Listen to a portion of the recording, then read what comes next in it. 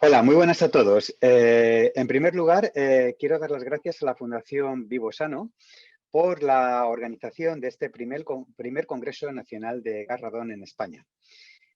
Mi nombre es José Luis Gutiérrez Villanueva y trabajo como especialista en la medida de gas radón en la empresa Radonova en Suecia. Y bueno, tenemos actividad en muchísimos países en todo el mundo. La Fundación Vivo Sano, nunca me cansaré de agradecerles toda la labor que hacen por difundir y por transmitir el conocimiento relacionado con la problemática de la exposición a gas radón, que no olvidemos es la segunda causa de cáncer de pulmón después del tabaco. Sin más preámbulos, voy a comenzar con la presentación y vamos a compartir aquí la pantalla. Y como podéis ver aquí en la diapositiva, mi presentación se titula el gas radón, un contaminante radiactivo del aire interior. Aquí tenéis mis datos de contacto, podéis escanear el código QR para grabar los datos de contacto directamente en vuestro teléfono y estoy disponible para todos vosotros para cualquier duda que tengáis sobre esta presentación o sobre gas radón en general. Muy activa, suelo responder siempre en diversos canales como LinkedIn, Twitter y por supuesto el correo electrónico, al igual que mi teléfono. Vamos a comenzar con la presentación y en primer lugar la estructura de la presentación. Vamos a hablar de radón, fundamentos de radón. ¿Qué efectos tiene en la salud la exposición a gas radón? Evidentemente hablaremos de legislación. Y una vez que tengamos ya establecidas, digamos, estas tres patas del banco, hablaremos cómo se mide el gas radón y terminaremos con un ejemplo sobre cómo colocar detectores de gas radón para llevar a cabo una medida. La idea es que esta presentación dure unos 45 minutos. Intentaré ceñirme lo más posible al tiempo, aunque bueno, a muchos de vosotros conocéis y sabéis que tiendo muchas veces a extenderme, ¿no? Pero bueno, esperaré que al menos sea 45 minutos y si es posible un poco menos de 45 minutos, que seguro que lo agradecemos todos. Pues vamos a comenzar con los fundamentos del gas radón.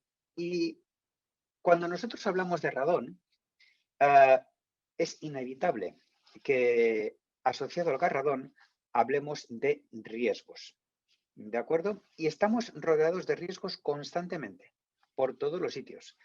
Accidentes de tráfico, ataques al corazón, viajes en avión, terremotos y, como no, actualmente estamos inmersos en la pandemia de COVID-19, de coronavirus, ¿de acuerdo? Por lo cual estamos rodeados de riesgos constantemente, por todos los lados. Y un riesgo más de ellos es la exposición a gas radón. Y en realidad vivimos en un mundo que es radiactivo. Aquí tenéis una fotografía del planeta, de nuestra casa, la casa de todos. Y se trata de un mundo en el que vivimos que es radiactivo. Estamos rodeados de radiactividad por todos. De hecho, el mundo era mucho más radiactivo, digamos, hace 2000 años de lo que es ahora. En otras palabras, los romanos, los griegos, aquellas civilizaciones estaban expuestas a muchísima más dosis de radiactividad de la que estamos ahora nosotros. Y nosotros ahora estamos expuestos a mucha más dosis de la que lo estarán nuestros hijos y los tataranietos de nuestros bisnietos. ¿De acuerdo?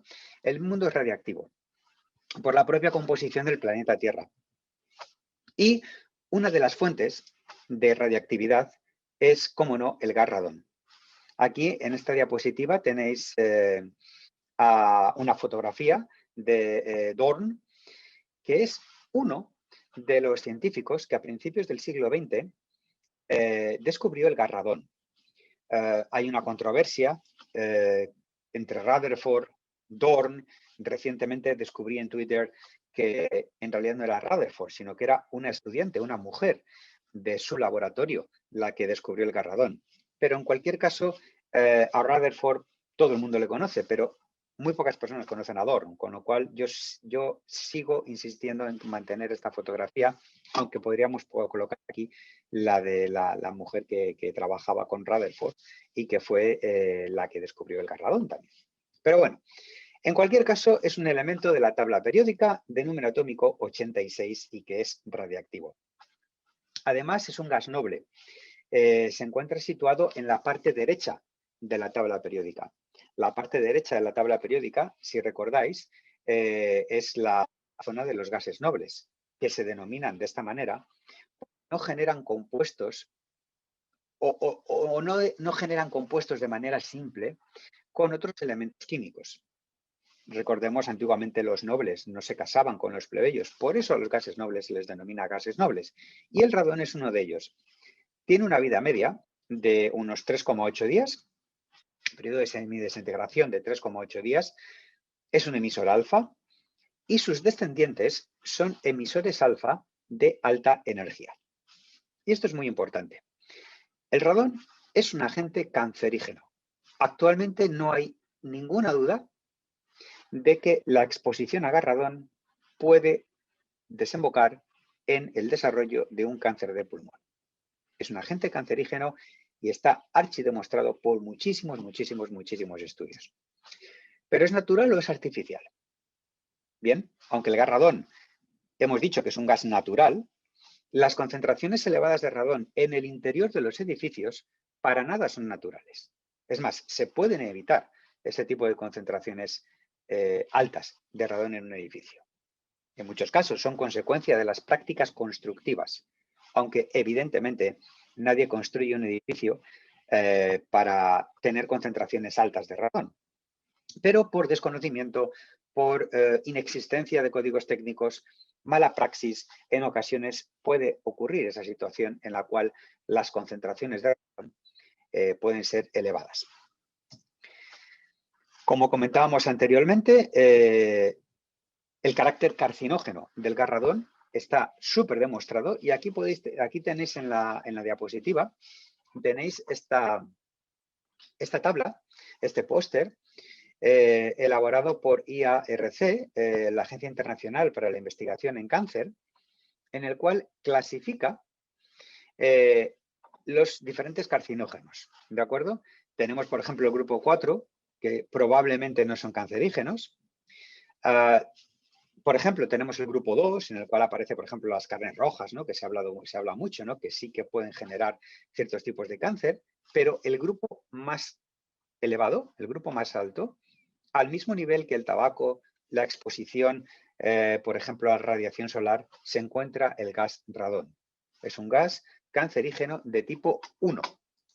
Es decir, es cancinógeno para los humanos y así lo indica esta organización de la Organización Mundial de la Salud. ¿De acuerdo? Por lo tanto, no tenemos ninguna duda del que el gas radón es carcinógeno.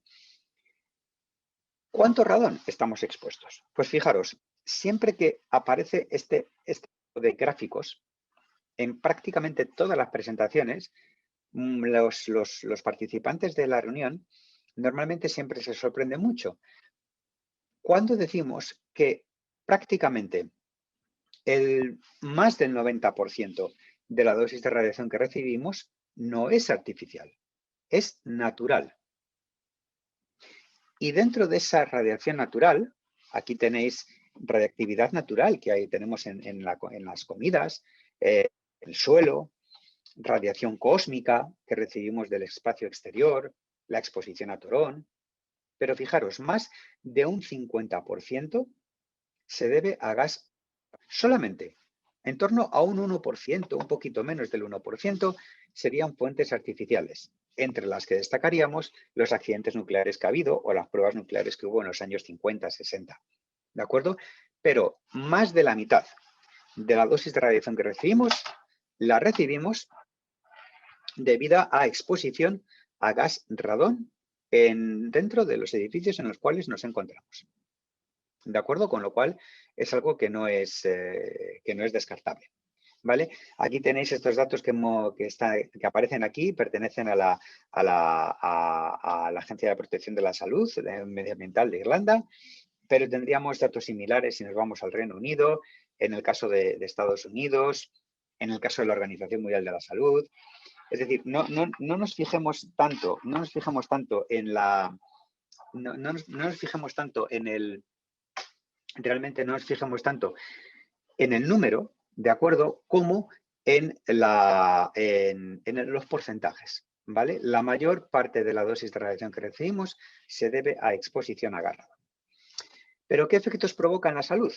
Bueno, el radón, como hemos dicho anteriormente, es un gas noble, con lo cual, directamente podéis deducir, bueno, si es un gas noble, no forma compuestos, con lo cual parte del radón que vamos a inhalar, o gran parte del radón que vamos a inhalar, lo vamos a exhalar.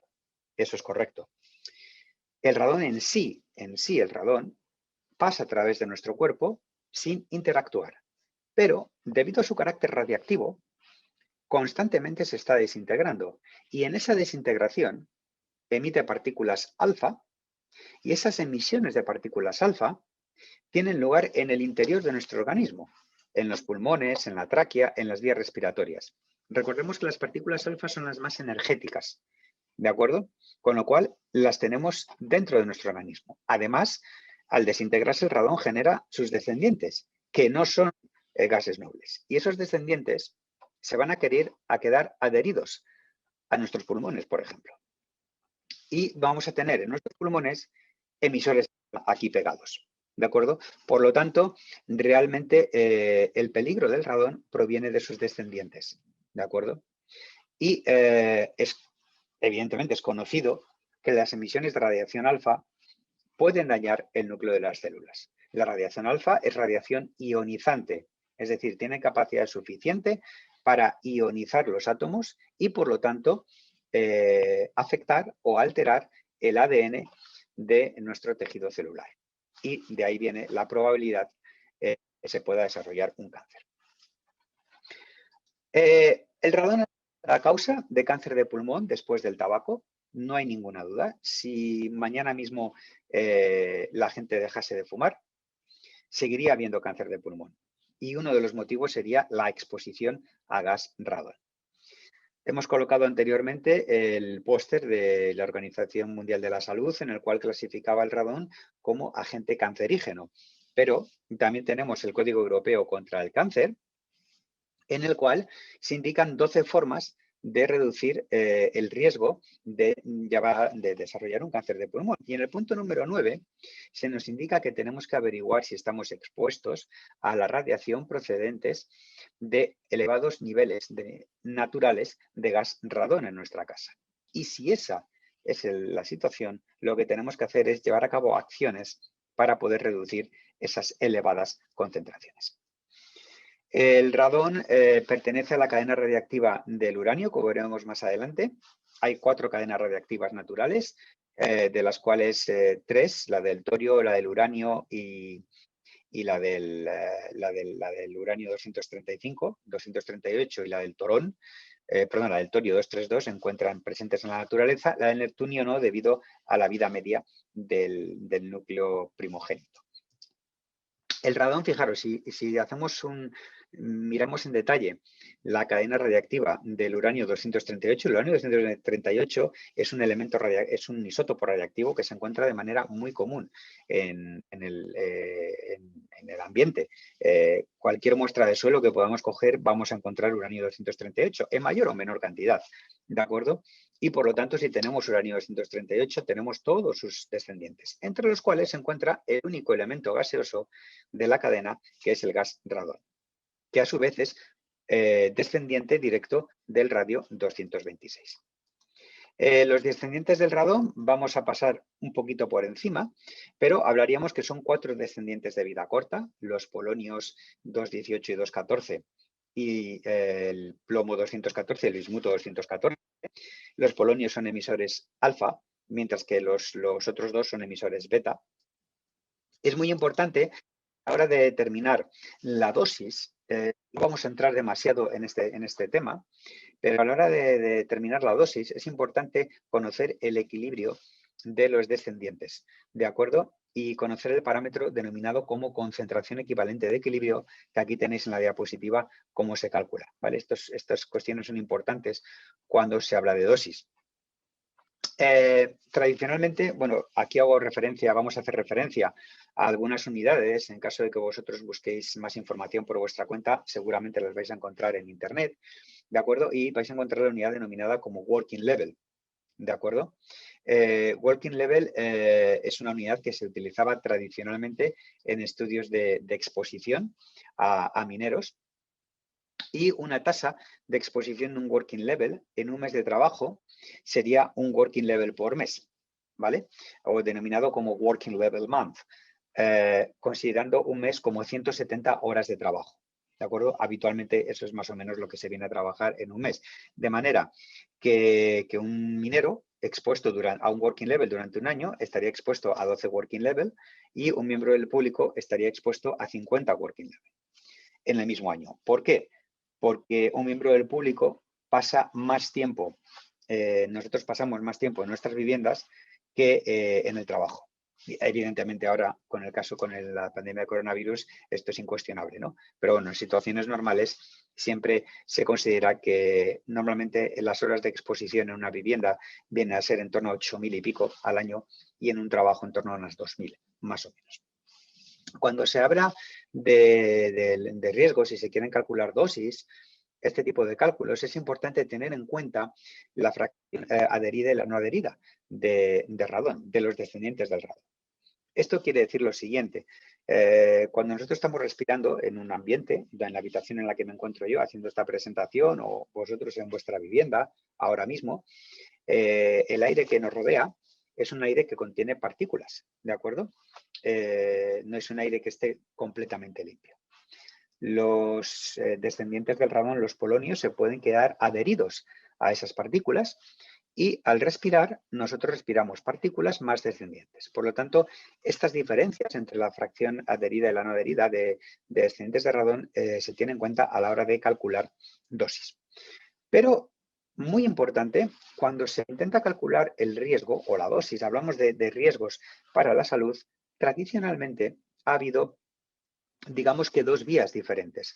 Por un lado teníamos la vía epidemiológica y por otro lado tenemos la vía dosimétrica. ¿De acuerdo? La vía, no entraremos en detalle en estos dos conceptos, porque bueno, de hecho hay otros ponentes en el Congreso que son realmente expertos, ¿no?, en este campo, como pueden ser Laura Mezquita y Alberto García Ruano, ¿no?, que seguramente nos hablarán algo de esto. Pero simplemente comentaros que la epidemiología, en lo que consiste, nosotros vamos a disponer una gran cantidad de detectores a un determinado grupo poblacional y vamos a medir las concentraciones de radón en sus viviendas. Utilizamos un grupo de control, comparamos esos resultados con los índices de pulmón y a partir de ahí extraemos unos factores que nos dan una idea del riesgo. La vía dosimétrica es un poquito diferente. La vía dosimétrica se basa fundamentalmente en modelos numéricos, matemáticos, por cálculos de Monte Carlo, en los cuales nosotros modelizamos el tracto respiratorio, los pulmones, conocemos las características físicas de las emisiones de las partículas alfa del gas radón y a través de modelos también obtenemos unos factores de riesgo. ¿De acuerdo? Ha habido muchos trabajos hechos tradicionalmente a lo largo de los años. A nivel de epidemiología, la Organización Mundial de la Salud ha trabajado muchísimo. Tenéis este manual disponible en Internet. Podéis utilizar el enlace que aparece en la diapositiva. Está en castellano y es un documento magnífico para tener una primera aproximación o para tener una visión muy global de la problemática de gas radón. Hay artículos publicados también. Este es uno de los clásicos. Y en general, algunos datos a tener en cuenta, os los coloco aquí en las siguientes dos transparencias que vamos a ver ahora. Primero, esto está sacado de publicaciones de Estados Unidos, en el cual se compara la probabilidad de tener un cáncer de pulmón, ¿de acuerdo?, en función de un working level por año. No hagáis caso a la unidad, simplemente esto es una exposición de radón combinado con el número de cigarros que se fuman al día. Evidentemente, los factores son multiplicativos y a más intensidad, más número de cigarros consumidos al día, si además tenemos una concentración de radón importante, pues lógicamente el riesgo se va a disparar. Pero es muy importante recordar este estudio en el cual, que llevó a cabo Sarah Darby y colaboradores en el año 2006. Y bueno, el estudio es muy, muy interesante, tiene muchísima información, pero Yo me quedaría sobre todo con esta diapositiva, con esta gráfica que aparece aquí. Es decir, el riesgo no es cero, ¿vale? No hay un riesgo cero, no hay una concentración de radón por debajo de la cual podamos afirmar que el riesgo es cero. No existe. Entre otras razones porque la exposición a radón, estamos hablando de efectos estocásticos, no deterministas. ¿De acuerdo? Es decir, tened en cuenta que siempre aquí la palabra clave es puede.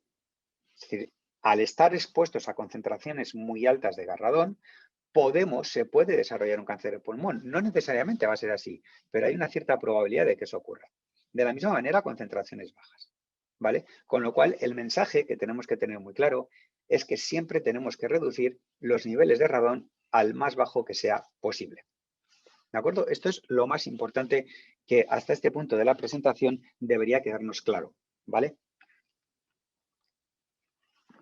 La única concentración segura de radón es la más baja posible. ¿De acuerdo? Concentración cero no vamos a tener, riesgo cero no vamos a tener nunca. Pero cuanto menos radón tengamos en nuestros edificios, viviendas o centros de trabajo, mucho mejor va a ser. Bien, hemos hablado de las características físicas del radón, de los efectos que puede tener en la salud, o que tiene en la salud de la exposición a radón. De esta parte seguramente, como os he comentado antes, otros ponentes van a hablar más en profundidad. Pero nada de esto tendría sentido si no tenemos una legislación, un desarrollo normativo que nos ayude a llevar a cabo medidas o a obligar. No me gusta mucho la palabra obligar, pero en muchos casos es necesario, ¿de acuerdo? Tomar a cabo ese tipo de medidas para conocer las concentraciones en nuestros lugares. Entonces vamos a hacer un pequeño repaso por el desarrollo normativo que ha habido en España en los últimos años. Y comencemos con esta transparencia en la cual vemos en forma, digamos, de línea del tiempo cómo hemos evolucionado desde el año 96 con la primera directiva Euratom 9629 hasta el año 2013, de acuerdo con la directiva Euratom 2013. Y vamos a ver ahora de qué estamos hablando aquí. Fijaros, vamos a comenzar con esta directiva del año 1996, directiva europea, año 96, fijaros, año 96, 4 años después de los Juegos de Barcelona, en la cual ya se comentaba en el título 7 que teníamos de alguna manera que tratar con esa inhalación de descendientes de radón o de torón, ¿vale? Y bueno, un pequeño inciso, no lo he comentado todavía, pero por favor, hablad de radón, ¿vale? No habléis nunca de radón, ¿vale? Se dice radón, se escribe radón con acento en castellano, no radón, ¿vale? Radón es como se dice en inglés, ¿vale? Pero en castellano hablamos de radón con acento. Bueno, hecho este breve paréntesis cómico, ¿de acuerdo? Vamos a lo importante, que estamos hablando aquí de la directiva del año 96, en la cual ya se hablaba que teníamos que averiguar o vigilar ese tipo de inhalación. Las directivas europeas, 5 años de implementación. España, al límite, año 2001, implementa dicha directiva y recoge en el Real Decreto 783, que recoge el Reglamento de Protección Sanitaria contra las radiaciones ionizantes. Ahí ya incluye en su título 7, en el artículo 62, que la autoridad competente, de acuerdo, asesorada por el CSN, tiene que requerir a los titulares de las actividades laborales, fijaros, que realicen estudios necesarios para ver si hay un incremento de la exposición de los trabajadores a gas radón. Dicho de otro modo, con la ley en la mano, desde el año 2001, o mejor dicho, desde el año 96, porque las directivas europeas son de obligado cumplimiento, en España es obligado el control del radón en actividades laborales. He hecho esta breve pausa, este momento de silencio, porque seguramente que esto os chocará, ¿no? Diréis, uy, pues no lo sabíamos, no, es que no se aplicaba, ¿vale?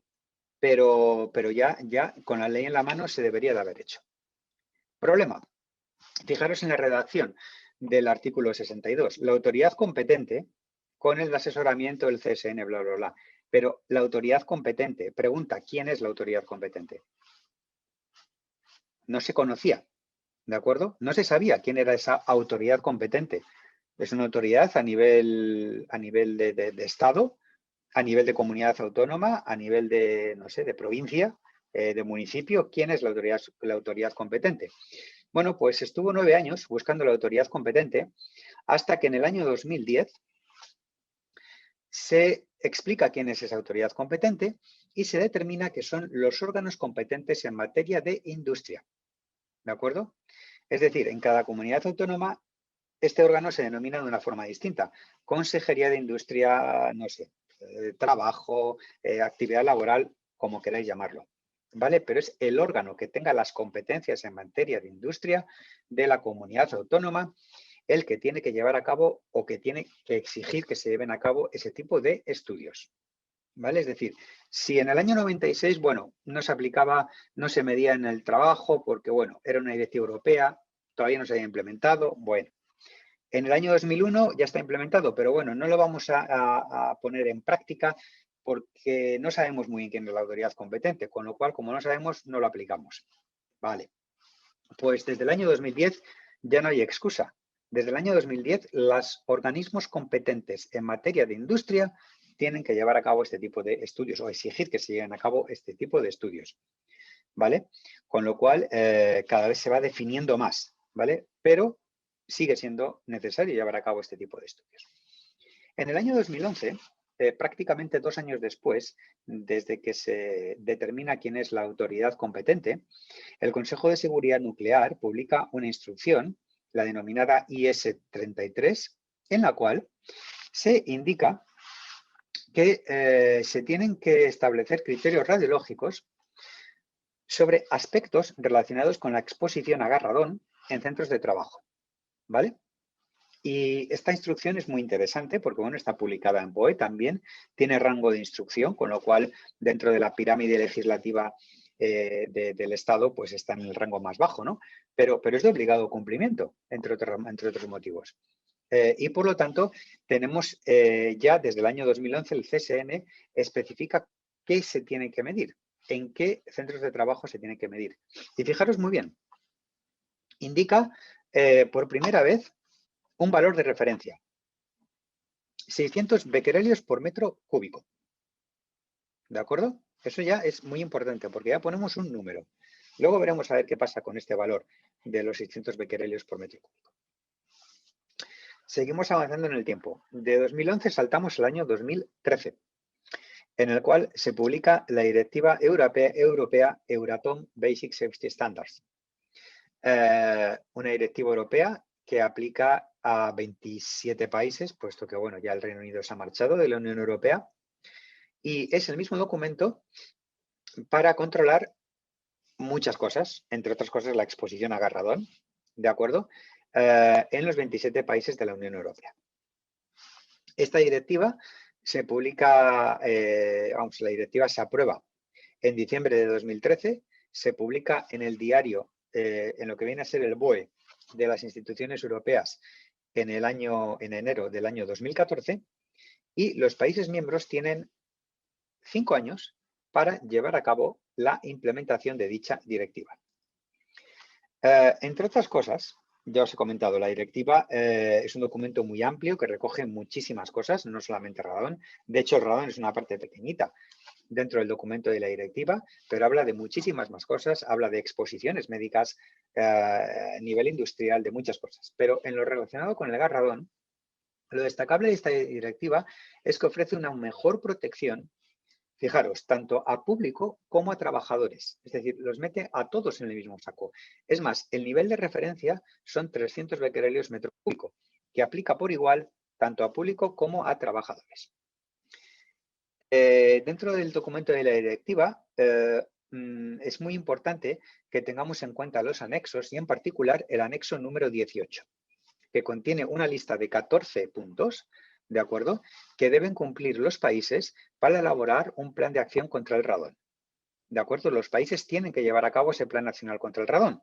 En España no hay, de momento, Plan Nacional contra el Radón.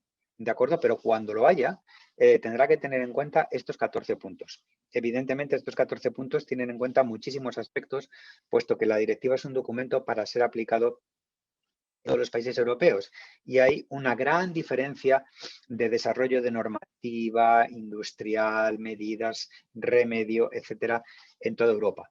¿De acuerdo? Digamos que, bueno, países como Reino Unido, Irlanda, países nórdicos, tienen muchísima tradición en temas relacionados con gas radón, sobre todo también a nivel de comunicación a la sociedad, normativa, etcétera, mientras que los países que están más al sur de Europa, digamos que se han incorporado un poquito más tarde, ¿no?, a este tema, con lo cual aquí hay puntos dentro de este anexo 14-18 que algunos países tienen hecho, pero hay países que no tienen hecho absolutamente nada de lo que aparece aquí.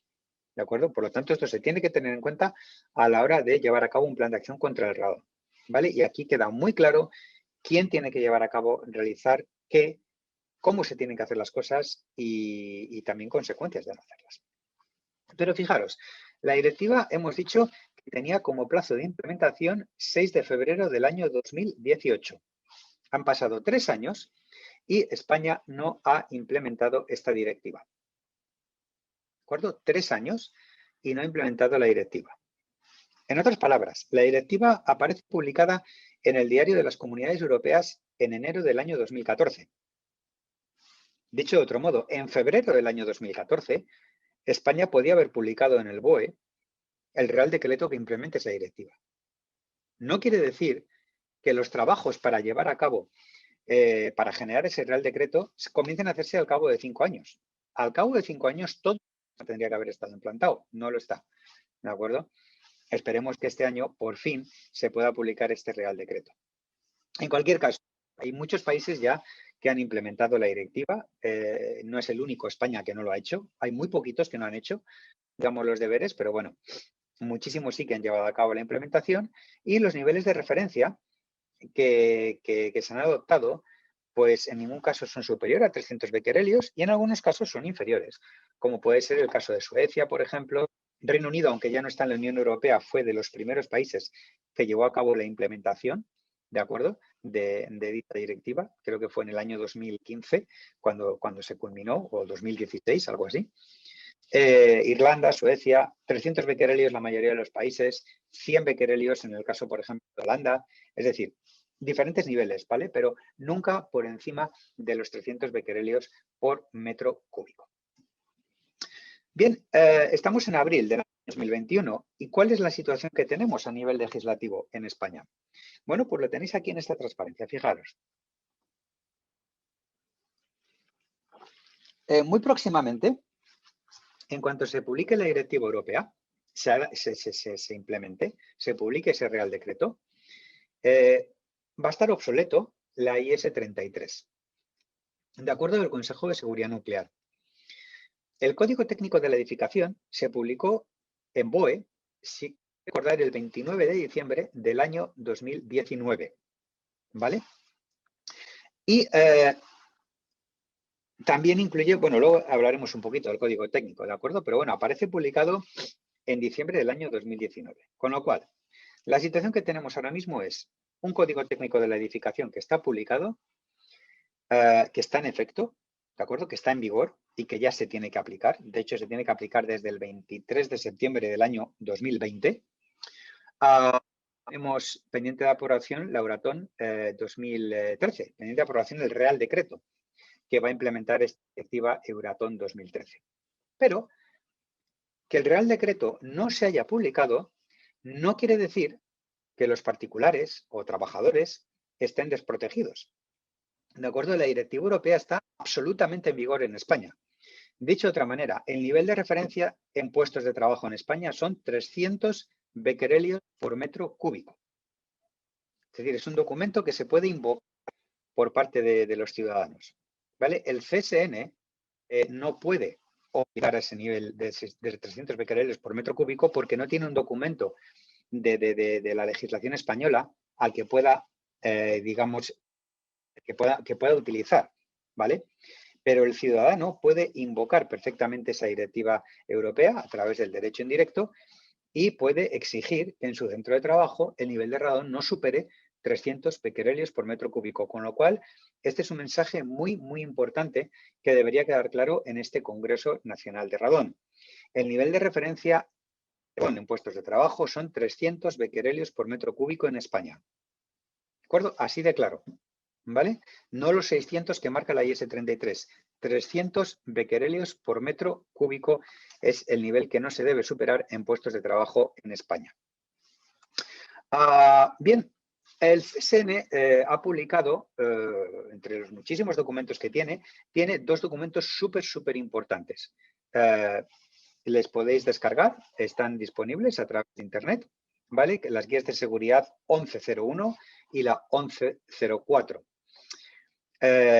Documentos, ya os digo, que son gratuitos, disponibles en Internet, muy sencillos de seguir y tremendamente útiles.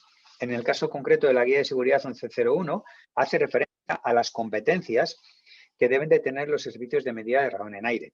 Dicho de otro modo, aquellos laboratorios que nos dedicamos a llevar a cabo ese tipo de medidas. En cuanto a la guía de seguridad 11.4, a lo que hace referencia es a una descripción metodológica, es decir, qué método se tiene que seguir para evaluar la exposición a radón en un puesto de trabajo. ¿De acuerdo? Imaginad que estéis trabajando, pues no sé, en un edificio de oficinas y queréis evaluar la exposición a radón en ese puesto de trabajo, con lo cual aquí tenéis un método muy claro de cómo se tiene que llevar a cabo dicha evaluación. Cuántos detectores emplear, qué tipos de cálculos se debe llevar a cabo, qué tipos de detectores se tienen que utilizar, etcétera. ¿Vale? O sea, yo os recomendaría muchísimo que accedieseis a estos documentos en Internet. Y el último aspecto, en cuanto a temas legislativos, sería el Código Técnico de la Edificación. Como os he comentado, está ya en vigor desde el 23 de septiembre del año 2020 y, entre muchísimas cosas, es un documento que tiene más de 400 páginas, pero bueno, por motivos obvios, vamos a centrarnos en la parte de radón. Obliga a que se lleven a cabo medidas de radón tanto en edificios de nueva construcción como en edificios existentes que se hayan reformado. Donde no se tiene que hacer es en locales no habitables o que estén separados del terreno. Pero desde el 23 de septiembre del año 2020 es obligatoria la medida de gas radón en los edificios, ¿vale? Por Código Técnico de la Edificación. Así de claro, ¿de acuerdo? ¿Y cuál es el nivel de referencia? 300 becquerelios por metro cúbico. El código técnico indica cómo se tienen que llevar a cabo los cálculos, bueno, muchas cosas, ¿vale? Pero bueno, es importante que recordemos esto. Un edificio de nueva construcción que no haya hecho el control de medida de radón, que no haya hecho el control de la exposición a radón en el interior del edificio, desde el punto de vista del código técnico sería ilegal. ¿De acuerdo? No cumple con el código técnico, ¿vale? El código técnico es de obligado cumplimiento para cualquier edificio que se construya o se rehabilite, ¿vale? Con lo cual es muy importante también el tener en cuenta esto. Y esto es obligado desde el 23 de septiembre del año 2020. Y fijaros, hemos hablado de fundamentos básicos, ¿de acuerdo? De gas radón. Efectos en la salud. Legislación. Digamos que tenemos todas las herramientas. Lo único que nos falta es medir. ¿Cómo medimos? Pues esto es lo que vamos a hablar ahora en los pocos 6 minutos y medio que nos quedan para llegar a los 45. ¿De acuerdo? Para ello, y en primer lugar, me gustaría que viéramos en esta primera diapositiva cuál es el proceso de medida de gas radón. Fijaros, cuando nosotros colocamos un detector de radón, ¿vale? En un lugar, en este caso hablaremos de los detectores pasivos, ¿vale? El parámetro que nosotros medimos son becquerelios metro cúbico hora y eso se denomina exposición. ¿De acuerdo? Los detectores pasivos de radón, que bueno, hay muchos fabricantes que fabrican, bueno, que tienen diferentes geometrías, etcétera, pero la gran mayoría de ellos utilizan un plástico que se denomina CR39, ¿vale? Y lo que se hace es, una vez que se ha terminado la exposición de gas radón, se lleva a cabo un revelado químico y ese revelado químico se obtienen las trazas, que son estos puntitos negros que veis aquí en la fotografía.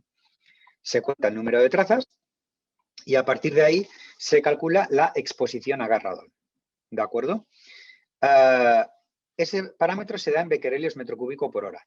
Si lo dividimos entre el tiempo de exposición, tenemos la concentración y esto es lo que nosotros vamos a comparar con esto es lo que vamos a comparar después con el valor de referencia. Y bueno, hablaríamos de dosis también, pero aquí no vamos a entrar porque tendríamos que hablar de factores de conversión de dosis.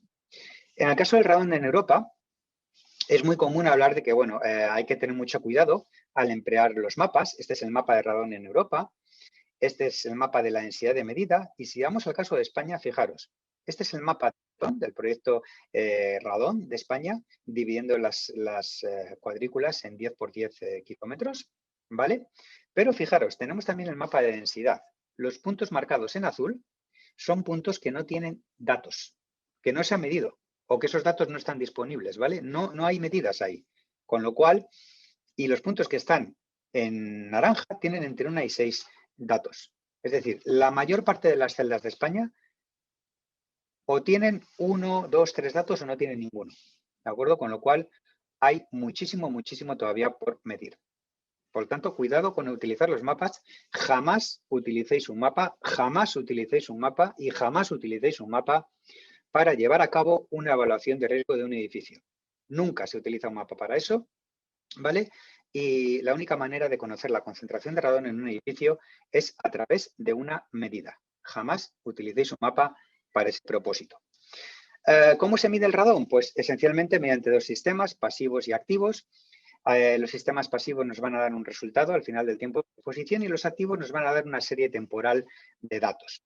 Aquí os pongo algunas fotografías. Esta es una fotografía, de hecho está obtenida de mi tesis doctoral, en la cual es un detector CR39 visto al microscopio, ¿vale? Y aquí veis exactamente los agujeros generados por las partículas alfa en el material plástico del detector.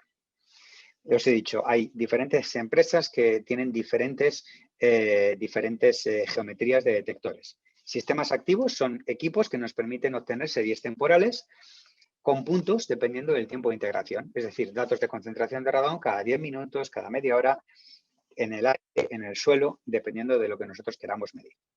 Y por último, vamos a centrarnos en la acreditación 7025 y quería reservar estos últimos 5 minutos para hablar de por qué es importante llevar a cabo una medida empleando laboratorios acreditados 17025. En España hay muchas entidades, hay varias entidades de medida que están acreditadas ISO 17025 y cada vez se están acreditando más. ¿De acuerdo? Lo cual es una fantástica noticia para garantizar la calidad de las medidas. ¿Por qué hay que elegir un laboratorio acreditado? Pues fijaros, la acreditación nos garantiza al 100% que el personal del laboratorio es competente, ¿de acuerdo? Tiene la formación necesaria, los equipos son los correctos, son verificados, se han calibrado y el control de calidad es extremadamente estricto. Un laboratorio que no está acreditado, lamentablemente, no puede garantizar ese tipo de cuestiones, ¿vale? Los laboratorios acreditados tienen, entre otras ventajas, que sus resultados se reconocen a nivel internacional y sobre todo por las autoridades. No van a cuestionar las autoridades un informe que venga de un laboratorio que esté acreditado, ¿vale? Además de tener una marca de calidad que les diferencia del resto y sobre todo se minimizan los riesgos, se protege frente a los errores. Si un laboratorio que tiene un servicio de radón acreditado detecta que ha habido un error en un informe, inmediatamente lo va a corregir, ¿de acuerdo? Y va a informar al cliente. Y esas cosas ocurren, es algo que pasa, ¿vale? Pasa, ¿de acuerdo? El laboratorio que tiene el servicio acreditado informará al cliente y le dirá, este informe rectifica al anterior porque nos hemos dado cuenta que ha habido un error en el cálculo, ¿vale? Y eso lo tienen que hacer de manera obligada. Muy importante, la medida de radón con un laboratorio acreditado garantiza la trazabilidad de la medida. Es decir, se puede garantizar desde cuándo se produjo el detector, cuándo se colocó el detector en el recipiente de medida, cuándo se colocó el detector en el lugar de la medida, cuándo se recibió en el laboratorio. Es decir, toda la cadena de trazabilidad está absolutamente garantizada, ¿vale? Y además, aquí tenéis un ejemplo de los diferentes tipos de test, de intercomparaciones, etcétera, que se llevan a cabo por parte de laboratorios acreditados. ¿De acuerdo? En nuestro caso, por ejemplo, pues participamos en muchísimas intercomparaciones y cualquier otro, y otros laboratorios también, colegas nuestros que también están acreditados, participamos también casi todos en las mismas intercomparaciones de manera habitual todos los años. ¿de acuerdo? En varios institutos, en el cual, digamos que comprobamos nuestros resultados frente a los de otros colegas y también internamente, ¿vale? Con lo cual es una evaluación continua y es un proceso de verificación continuo y de calibración continuo para garantizar los resultados de la medida. Y es muy importante indicar que se acredita el procedimiento, pero no el laboratorio, ¿de acuerdo? Hay laboratorios que pueden tener muchísimos ensayos, pero no tienen por qué tener acreditación 17025 para cada uno de los ensayos. A lo mejor lo tienen para uno o para todos, ¿de acuerdo? Pero se acredita el ensayo, no se acredita el laboratorio. Y muy importante, y aunque esto no es parte de, digamos, de la acreditación per se, actualmente, desde hace, creo que son 2 años, es muy importante tener en cuenta la Directiva Europea de Protección de Datos. No olvidemos que cuando nosotros estamos trabajando con medida de gas-radón, lo que estamos trabajando es con datos en muchas ocasiones personales, datos de trabajadores, localización de viviendas, etcétera.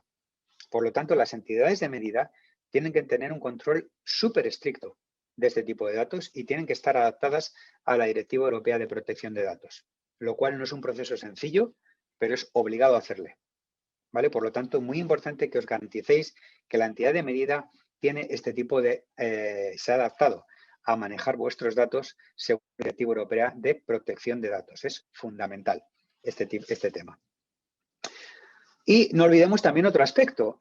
Muchas veces, hablando de radón, y algún ponente hablará de remedio hoy en el Congreso, en muchísimos casos hay muchísima gente, y bueno, los que me seguís en redes sociales, casi todos los meses vais a ver un tuit o un post mío en LinkedIn en el cual el tema.